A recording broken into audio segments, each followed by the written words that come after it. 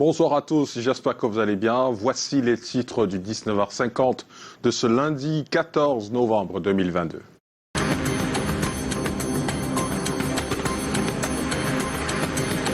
À la une ce soir, une nouvelle vague de Camerounais de retour au pays. Ils sont une vingtaine à faire partie du 3e contingent des compatriotes qui ont quitté la Guinée équatoriale. Ces refoulés ont été accueillis par les autorités administratives de la région du littoral à l'aéroport international de Douala. Yaoundé, sous le diktat des caprices du temps, la ville a vécu une fluctuation de température extrême ce lundi. Il a plu des cordes en matinée avant de faire place à une forte chaleur dans l'après-midi. Le 19h50 tente d'identifier la saison qui prévaut actuellement. La répression de la piraterie, du terrorisme et des atteintes à la sécurité de la navigation maritime et des plateformes, la ratification de l'accord général de coopération entre le Cameroun et le Royaume d'Arabie Saoudite, 2 des 3 projets de loi déposés ce lundi lors d'une plénière à l'Assemblée nationale. Le nouveau visage de la beauté camerounaise dévoilé lors du 16e grand concours Miss Cameroun. Du haut de son mètre 80, Marine Doun, ici 22 ans, a été couronnée samedi soir. Elle est l'invitée du 19h50. Voilà pour les titres.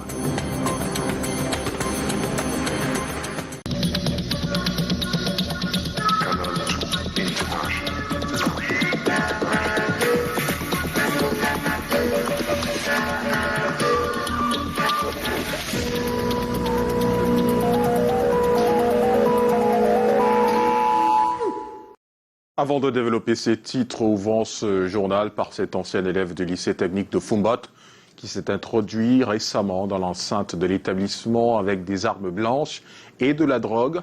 Le jeune homme a agressé plusieurs élèves avant d'être interpellé par le personnel du lycée. Voici le récit de Leslie Poumitia sur les images de Njoya Nourdina. Jeudi 10 novembre, un jeune homme de 22 ans sème la panique au lycée technique de Foumbot et s'accapare de plusieurs objets de valeur. Il a dit que quand on bloque la salle, personne ne sort. Cet enfant fréquentait ici. Il a quitté l'établissement il y a de cela 4 ans. En le dépouillant, j'ai trouvé un paquet de cannabis, ce qu'on appelle souvent banga. Oui. Et puis 2 téléphones, Android, un paquet de cigarettes, un billet de 500 francs et le briquet.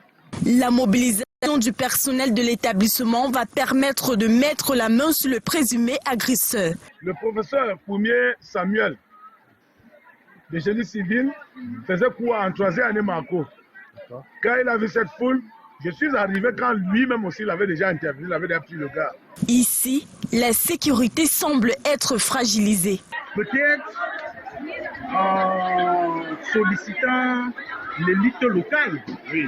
Sollicitant l'élite locale afin qu'elle puisse mettre sur pied, alors poursuivre les travaux de construction d'une barrière. Les élèves sont appelés à plus de vigilance. Ils doivent être de temps à autre prudents et dénoncer toute personne étrangère. Le présumé malfrat est actuellement placé en garde à vue à la brigade de la gendarmerie de Foumbot et répondra de ses actes devant la justice. Et les ménages broient du noir depuis le 12 novembre dernier, suite à des travaux de raccordement de la centrale électrique de Memvelo au réseau national. Et pour atténuer les effets néfastes de ces travaux sur les populations, le gouvernement a instruit que l'entreprise en charge de la fourniture d'électricité produise un planning rotatif de coupures pour minimiser les effets négatifs. Mais selon les populations rencontrées à Yaoundé ce lundi, ce planning n'est pas vraiment respecté. Joël Diom 3 et Constant Kamgar. Voici le planning de rationnement rotatif d'électricité pour la période allant du 12 au 16 novembre 2022. Le document de 14 pages en circulation sur les réseaux sociaux a été produit par l'entreprise en charge de la distribution d'électricité au Cameroun pour rassurer les populations et atténuer le désagrément. Mais 3 jours après, le maigre espoir fondé sur ce planning est douché. Il n'y a pas de lumière depuis 3 jours. Ça vient à minuit 10, à minuit 20, c'est parti. Le planning n'est pas respecté. Tous mes régulateurs sont même déjà en panne. Certains secteurs d'activité sont au point mort. Les gens qui travaillent en ligne, par exemple, comme nous, on ne peut pas communiquer avec les clients. Par contre, dans la zone d'Odia, Nkolnda, les plaintes sont moindres. Nous, on n'a pas de problème. Il y a 7 IA, mais pas exagérément. Je suis habitant de Nkolnda. Je crois samedi, aux environs de 8 h, le courant est parti.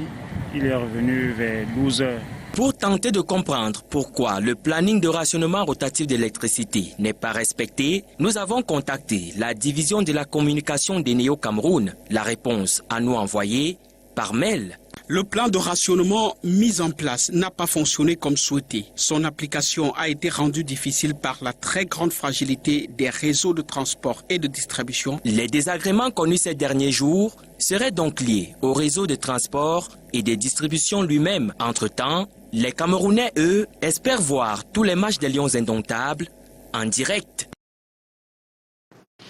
Parlons de la session budgétaire de novembre qui est sur les rails.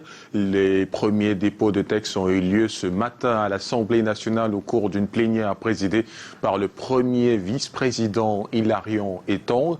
Il s'agit de 3 projets de loi qui touchent la coopération au Cameroun, Arabie Saoudite, la défense, précisément la répression du terrorisme et le projet de loi de règlement pour le compte de l'exercice 2021. Janice Kamga et Serge Alain Zebo.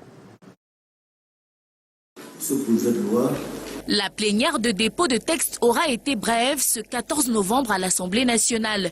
Sous la coordination du premier vice-président Hilarion Etong, 3 textes sont reçus par la représentation nationale. Le premier portant ratification de l'accord général de coopération entre le Cameroun et le Royaume d'Arabie Saoudite. Articulé autour du renforcement des liens d'amitié entre les 2 pays, il charrie des enjeux énergétiques, économiques et de positionnement dans le monde musulman. Il sera présenté plus tard par le ministre des Relations extérieures. Le second projet de loi sera défendu par le ministre délégué à la présidence chargé de la défense. Il porte répression de la piraterie, du terrorisme et des atteintes à la sécurité de la navigation maritime et des plateformes.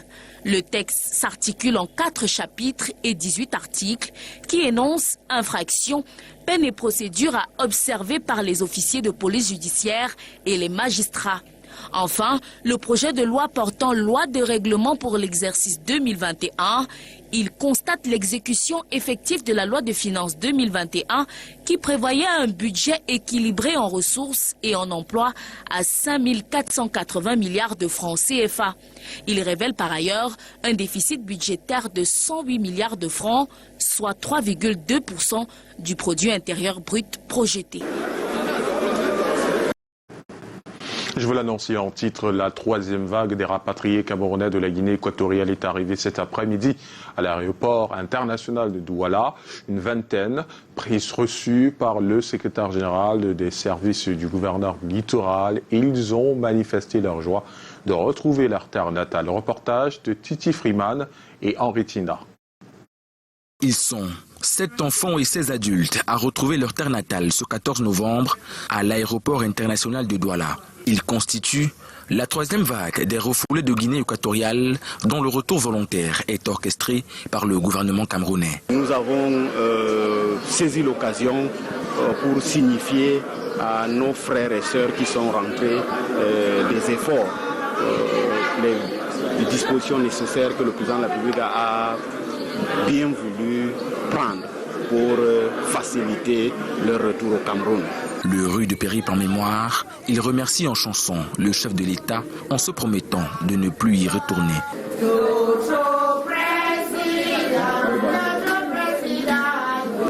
Là-bas, je faisais même déjà des cauchemars. Quand je dors, je rêve que la police me suit. Je ne pouvais même plus sortir de la maison parce que j'avais peur. Moi, je me sens libre, comme j'ai dit, épanouie chez moi. Donc, plus jamais encore là-bas. Plus jamais. Cette 3e vague de 23 porte le nombre total de rapatriés à 111, avec les 54 et 34 des 2 premières. D'autres arrivées sont annoncées. Et pendant ce temps, la diaspora équato-guinéenne du Cameroun s'est mobilisée le 13 novembre à Douala. Il était question pour ses militants et sympathisants du Parti démocratique de la Guinée équatoriale d'établir une stratégie. Le parti en vue de l'élection présidentielle dans le pays. Reportage Titi Freeman et Thierry Nana.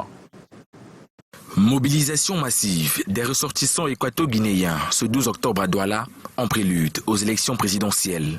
Majoritairement jeunes, ils sont sympathisants du PDGE, Parti démocratique de la Guinée équatoriale, dirigé par le président national Obiang Nguema Bazogo. Juste venu rappeler au peuple équato-guinéen résident ici au Cameroun que de savoir d'où nous venons, où nous sommes, et où nous voulons aller. C'est un président qui aime son peuple.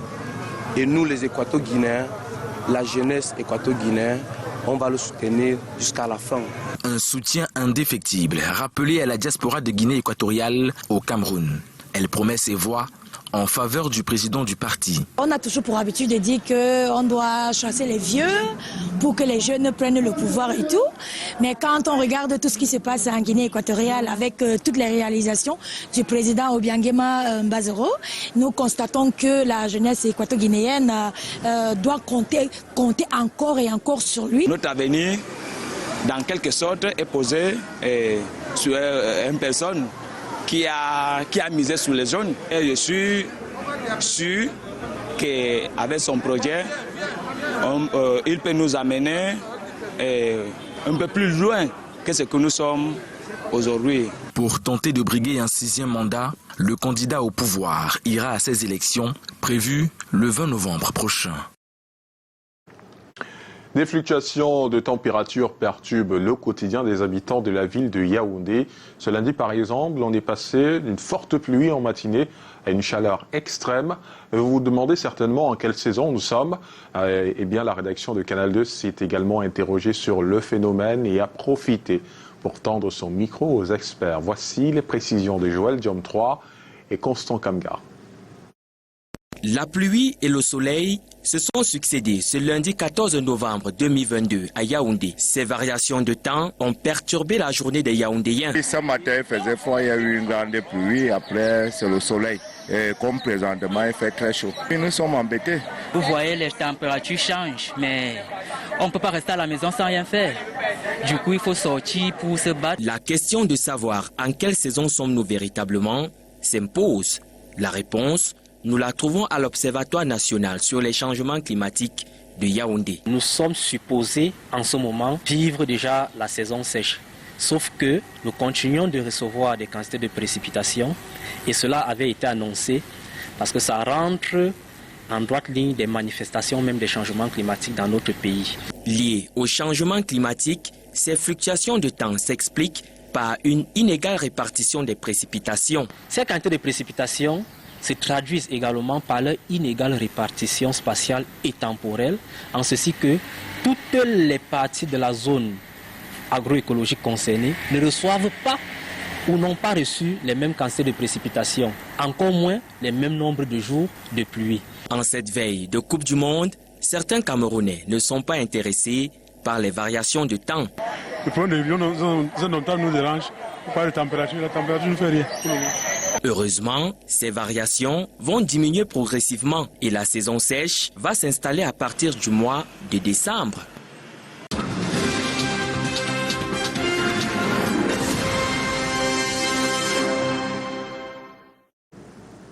Et le Cameroun pourrait perdre 10% de son PIB d'ici 2050 à cause des changements climatiques.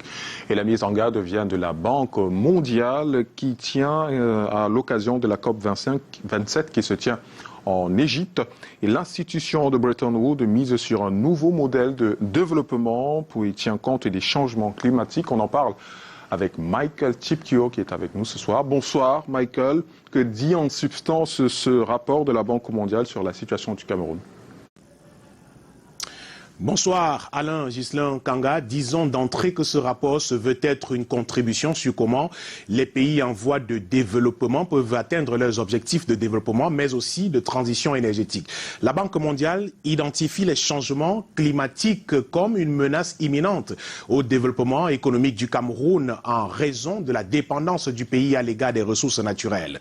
L'on apprend dans le même rapport justement, que les changements de température, de pluviométrie et de sécheresse devenus courants explosent plus de 8 millions de Camerounais à des risques accrus de pauvreté et de famine. Et vous l'avez dit tout à l'heure, le pays pourrait perdre jusqu'à 10% de son produit intérieur brut d'ici 2050 si des mesures d'adaptation climatique ne sont pas prises en urgence. Le rapport va plus loin et prévient cette fois-ci plus d'1 million de personnes supplémentaires risquent de tomber dans la pauvreté, surtout dans les zones rurales, si des mesures urgentes ne sont pas prises pour promouvoir une croissance rapide, résiliente et inclusive. Alors, quelles sont les manifestations directes du changement climatique sur les populations camerounaises?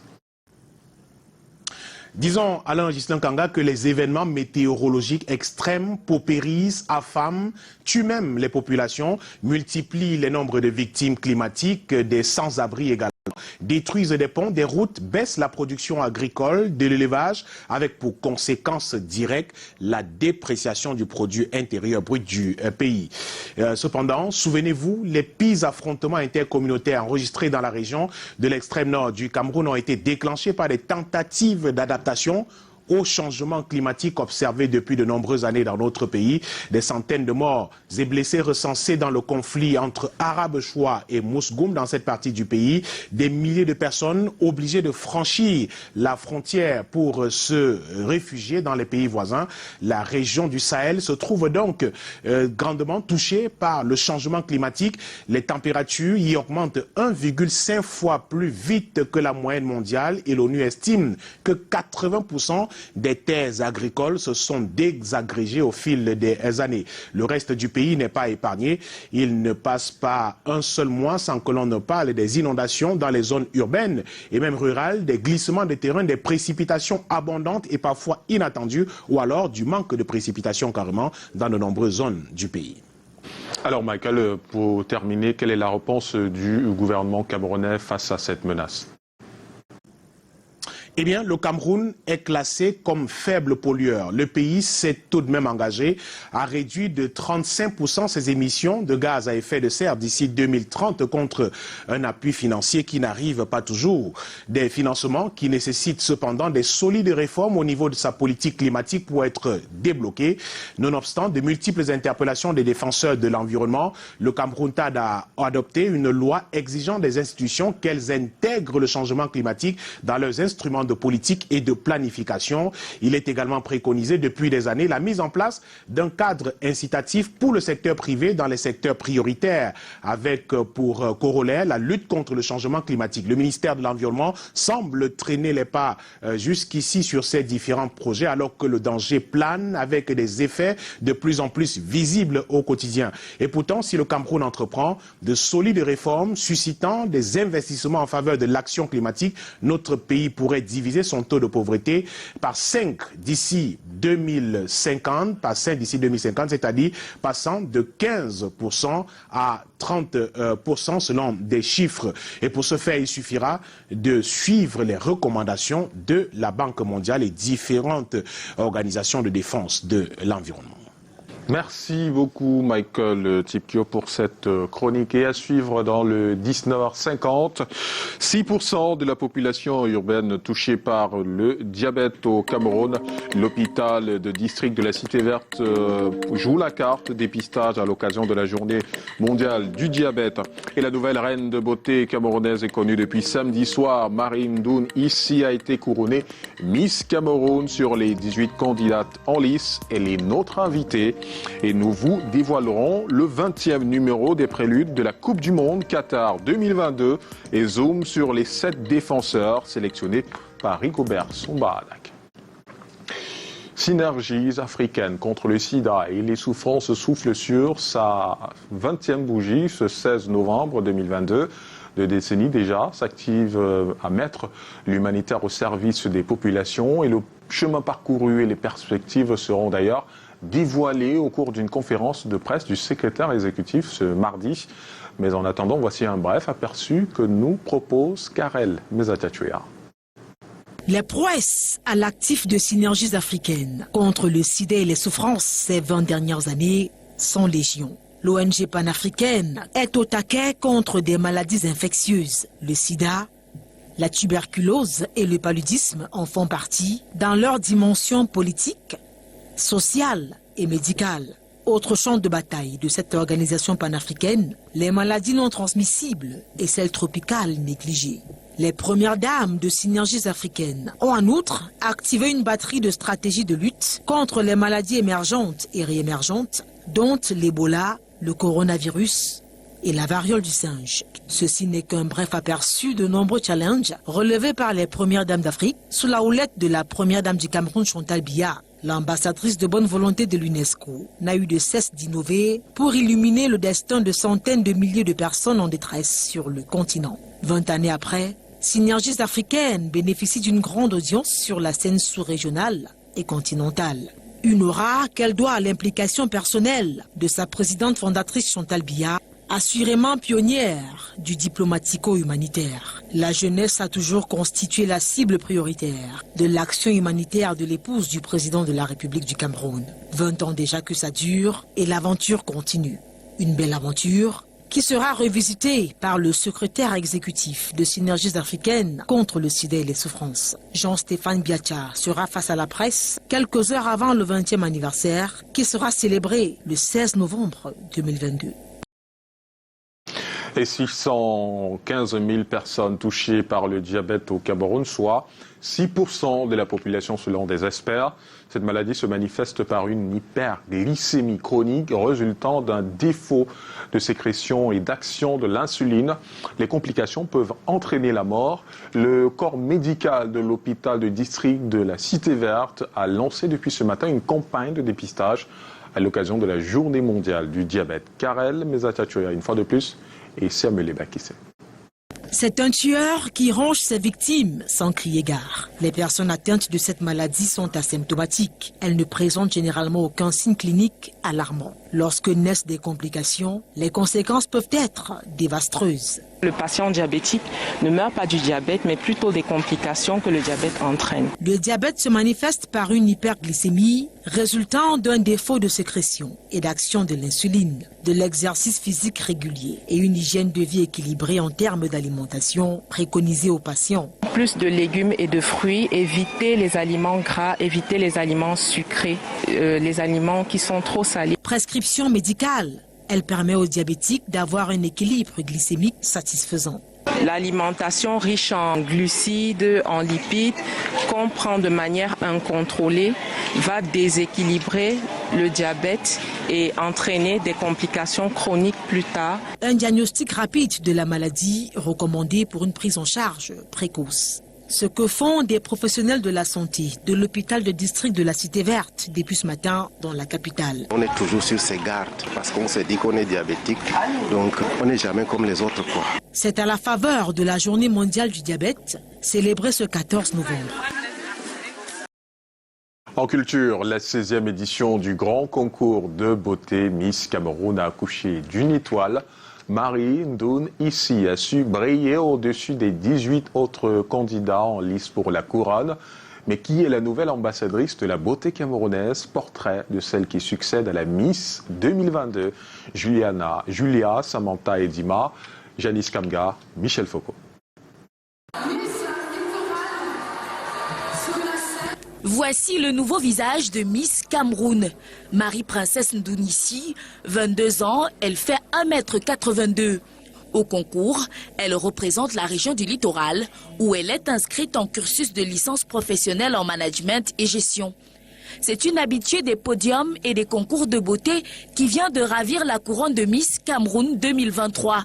En 2020 déjà, le mannequin annonce la couleur en s'arrogeant la couronne de Miss Fiesta. Sa belle plastique, son intelligence, son dynamisme, elle n'hésite pas à les mettre au service des autres. Justement, cette année, elle s'approprie le thème « La beauté au service de l'éducation ». Your education, my education, our education is the one that Son mandat est placé sous le signe de la sensibilisation au cancer du sein, un thème qu'elle porte au fil des compétitions. Des actions concrètes ont déjà été initiées sur le terrain.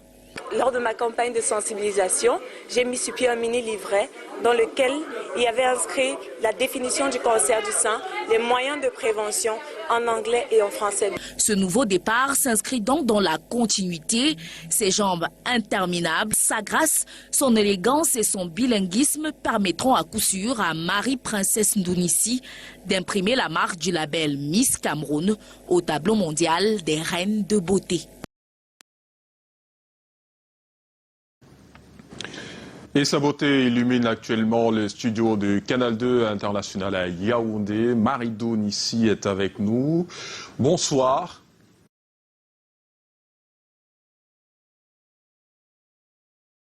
Bonsoir chers téléspectateurs et merci beaucoup de m'inviter ce soir sur votre chaîne télévision. Alors vous avez été élue Miss Cameroun. Quelles sont les images fortes que vous retenez de cette soirée ?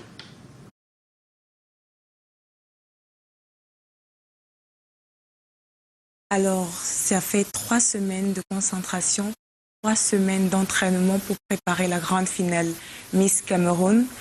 Et durant ces 3 semaines, on a tissé beaucoup de liens avec les autres candidates. Et je vais dire que c'était une aventure magnifique. Grâce au Comica, nous avons pu vivre cette expérience humaine. Nous avons pu tisser des liens entre nous les filles et je ne peux que dire merci. Au-delà de la préparation et durant la compétition même, est-ce qu'il y a des moments qui vous ont marqué particulièrement ?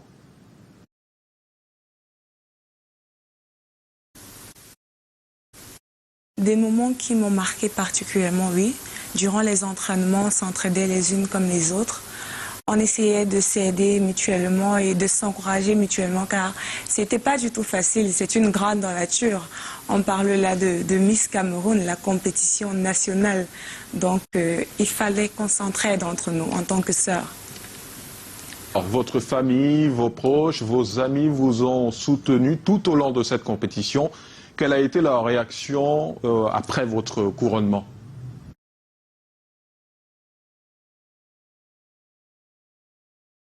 Alors, mes proches, ma famille, tous étaient autant heureux que moi. Je tiens déjà à remercier mes parents, ceux-là qui m'ont toujours encouragée dans tout ce que j'ai entrepris dans ma vie, mes frères et sœurs, mon entourage, mes amis, mon université qui m'a dit « Vas-y, nous sommes avec toi ». Je ne peux que dire merci. Si je suis heureuse, ils sont heureux. Alors Maridoune, dites-nous, votre projet porte sur la sensibilisation à la prévention et la détection du cancer du sein. Quelle est la première action que vous comptez mener? Ce sera où et quand?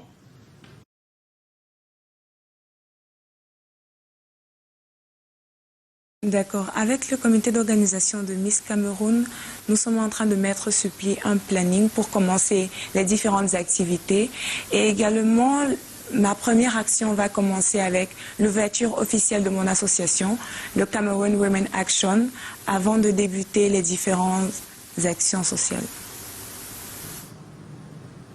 Alors, vous avez certainement des rêves et d'autres projets. Quels seront les chantiers sur lesquels vous allez travailler?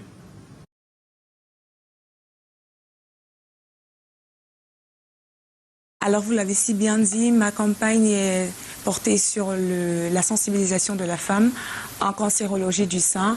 Mais mis à part cela, je compte scolariser les enfants de ces femmes-là atteintes du cancer du sein. Car nous savons tous qu'être atteint du cancer du sein t'empêche de faire beaucoup de choses physiquement. Et également, c'est de valoriser le patrimoine culturel et touristique de notre beau pays, le Cameroun. Car nous avons de très beaux sites culturels, de très beaux sites touristiques, autant pour moi, et de très belles cultures dans notre pays. Alors, Maridoune, ici, merci d'avoir accepté notre invitation.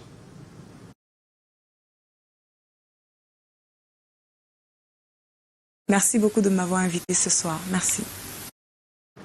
Entretien réalisé quelques heures avant le début de ce journal. Et on parle de sport à présent avec les spectateurs du stade de la réunification qui ont eu pour clôture la 6e journée de la MTN Elite One un vrai choc Entre l'Union de Douala et Bamboutos de Mbouda, les Mangwa Boys sont déjà sur un nuage, ont survolé la rencontre. Le récit de Lesline Poumetia et Luciano Ndiakou. Union de Douala est la nouvelle victime des Mangwa Boys. Dimanche en Nocturne, au stade de la réunification pour le compte de la 6e journée du championnat, les Nazaraga Maikai n'ont pas pu stopper la série de victoires des Bleus et Rouges. C'est l'attaquant junior Kemajou qui va offrir la victoire aux siens. Sur cette belle inspiration, il est par ailleurs désigné homme du match. Un but et une progression qu'il attribue à son récent stage à l'équipe nationale. J'ai beaucoup appris dans la tanière, c'est pas facile aussi. Et c'est un privilège pour moi. Je vais remercier le sélectionneur de m'avoir sélectionné parce que durant mon séjour là-bas, j'ai beaucoup appris le travail et la discipline. La rencontre a attiré un grand nombre de fans qui ont assisté malheureusement à 5 minutes d'interruption de la partie due à une coupure d'électricité. Bamboutos s'impose 1-0 au final. Et moi en tant qu'attaquant, je suis vraiment déçu parce que j'ai toujours marqué quand je joue contre Bamboutos. Mais on ne va pas baisser la tête parce que le championnat est encore long et on se projette déjà au match mercredi qui est contre Yafoot. Un match qu'on doit à tout prix gagner. Après 5 victoires en autant de matchs, Bamboutos de Mbouda est la seule équipe en tête du groupe B avec 15 points. C'est le meilleur début de la saison de son histoire dans le championnat camerounais. Et rien ne va plus au sein de l'Unisport du Honcam. La tête du coach Charlemagne Mbongo est réclamée par les supporters seulement après 2 journées de championnat. Une situation tendue que devra gérer le jeune président du Flambeau de l'Ouest dont le club n'a pas encore connu de victoire. Marc Chouamot, Luciano Ndiakou. À peine 2 journées et ils demandent déjà le départ de leur entraîneur. Ce sont les supporters de l'Unisport du Honcam déçus du résultat de ce week-end. Leur club vient d'être tenu en échec à domicile par FAP de Yaoundé. Un match nul qui a du mal à passer. Il paraît qu'il a fait le recrutement, il préfère choisir ses joueurs qu'il a menés. Tandis qu'il y a les meilleurs joueurs derrière. On n'est qu'à 2 matchs sur 24 matchs, on ne peut pas juger une équipe en deux matchs. Mais chasser le coach sitôt, moi, ce n'est pas la solution. Charlemagne Mbongo, à peine arrivé, est déjà sur la sellette. Une situation qui amène la majorité des supporters du Unisport du Honcam à penser que le coach devrait être limogé. Les présidents du club se sont déjà acculés par les fans. Ici, nous sommes comme les Arabes. Même si tu es Mourinho et que tu ne gagnes pas les matchs, ça ne vaut pas la peine. Donc je pense que l'entraîneur va corriger les erreurs et nous allons évoluer. Ce sont les équipes mythiques. On est habitué avec ces équipes. On est habitué à travailler dans ces conditions-là. Donc je n'ai pas peur. Avec une défaite et un match nul en 2 journées, Charlemagne Mbongo ne pensait pas qu'il était déjà dans le dur. Il doit se confronter à la réalité actuelle. Un faux pas lors du prochain match et ce sera peut-être la porte pour lui. Et ultime semaine avant la Coupe du Monde au Qatar, 20e numéro des Préludes, dans la liste des 26 lions indomptables, 7 défenseurs. Voici le profil des arrières dressé par André Mirabomap.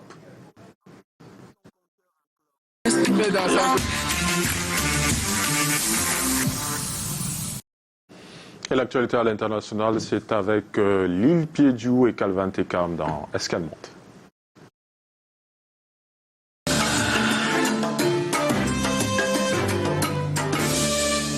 Un coup de massue. Entre douleur et sidération, quelques 200 fidèles de la paroisse du prêtre du diocèse de Rennes, écreux à Paris pour viol, aggravé sur un adolescent, étaient à la messe dimanche. L'archevêque a évoqué sa confiance trahie.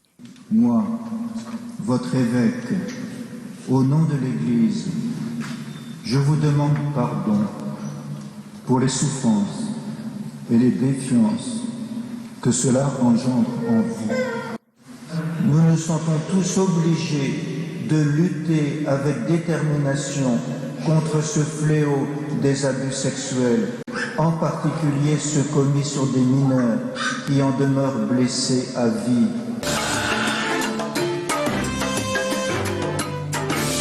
Le secrétaire d'État aux Finances limogé après des accusations de corruption. Charles Aboubouane est limogé avec effet immédiat.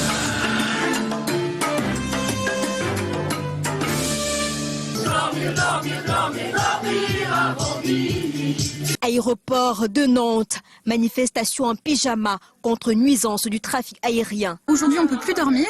On ne peut plus dormir. Pourquoi? Parce que l'aviation, avec ses nuisances sonores directes, dérange notre sommeil. Et aussi parce que tout le secteur aérien a une forte responsabilité dans le réchauffement climatique. 80 militants sont venus exprimer leur colère après des nuits sans sommeil.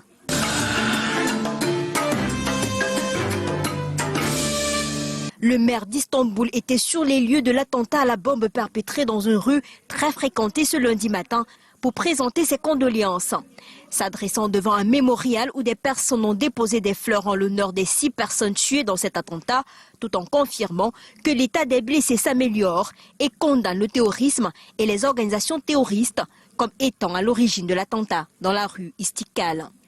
Une jeune femme a été interpellée et a reconnu les faits, selon la police turque.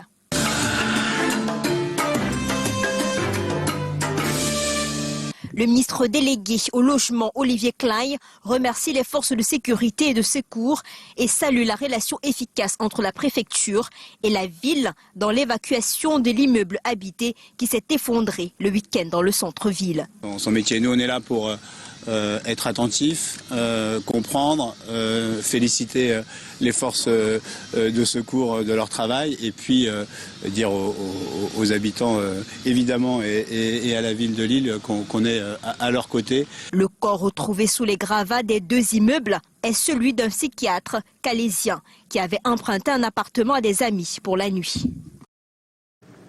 L'engagement de Prudential Beneficial Insurance Cameroun vis-à-vis de sa communauté va au-delà de la mise à disposition des services financiers. Elle aide également les familles et les acteurs de santé à rendre les soins accessibles au plus grand nombre. Et nous allons découvrir la MAFA, Massage Academy for All, une école de formation en massage thérapeutique et sportif située dans la ville de Yaoundé. On voit cela dans le plus du 19h50.